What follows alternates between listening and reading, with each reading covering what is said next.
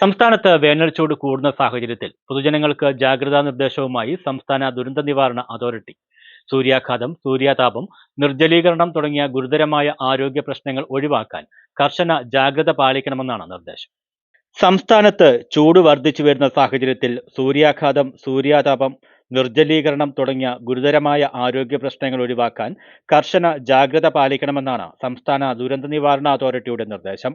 മതിയായ മുൻകരുതലുകൾ സ്വീകരിച്ചില്ലെങ്കിൽ വെയിൽ നേരിട്ട് ഏൽക്കുന്നത് സൂര്യാഘാതം ഏൽക്കാനുള്ള സാധ്യതകൾ കൂട്ടാം. അന്തരീക്ഷ താപം ഒരു പരിധിക്കപ്പുറം ഉയർന്നാൽ മനുഷ്യ ശരീരത്തിലെ താപനിയന്ത്രണ സംവിധാനങ്ങൾ തകരാറിലാകും.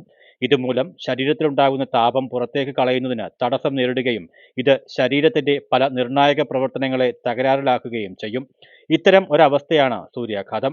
വളരെ ഉയർന്ന ശരീരതാപം, വറ്റിവരണ്ട ചൂടായ ശരീരം, ചർമ്മം ചുവന്ന് ഉണങ്ങി വരളുക, ശരീരത്തിലെ ജലം നഷ്ടപ്പെടുക, വിളർച്ച ബാധിച്ച പോലത്തെ ചർമ്മം, ശക്തമായ തലവേദന, തലകറക്കം, ഛർദി, മാനസികാവസ്ഥയിലുള്ള മാറ്റങ്ങൾ, അമിതക്ഷീണം, സാധാരണയിലധികമായി വിയർക്കുക, ഉയർന്ന തോതിലുള്ള ഹൃദയമിടിപ്പ്, പേശികളുടെ കോച്ചിപ്പിടുത്തം, ശ്വാസം മുട്ടൽ തുടങ്ങിയവയൊക്കെ സൂര്യാഘാതത്തിന്റെ ലക്ഷണമാകാം. സൂര്യാഘാതം ഏറ്റതായി തോന്നലുണ്ടായാൽ ആദ്യം വെയിലുള്ള സ്ഥലത്തു നിന്ന് തണുത്ത സ്ഥലത്തേക്ക് മാറി വിശ്രമിക്കണം. ധരിച്ചിരിക്കുന്ന കട്ടികൂടിയ വസ്ത്രങ്ങൾ നീക്കം ചെയ്യണം.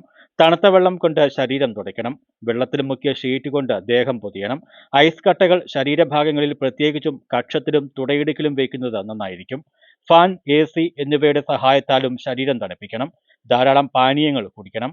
ആരോഗ്യസ്ഥിതി മെച്ചപ്പെടുന്നില്ലെങ്കിലോ ബോധക്ഷയം ഉണ്ടാവുകയോ ചെയ്താൽ ഉടനെ അടുത്തുള്ള ആശുപത്രിയിൽ എത്തിച്ച് ചികിത്സ ഉറപ്പുവരുത്തണമെന്നും നിർദ്ദേശത്തിൽ പറയുന്നു.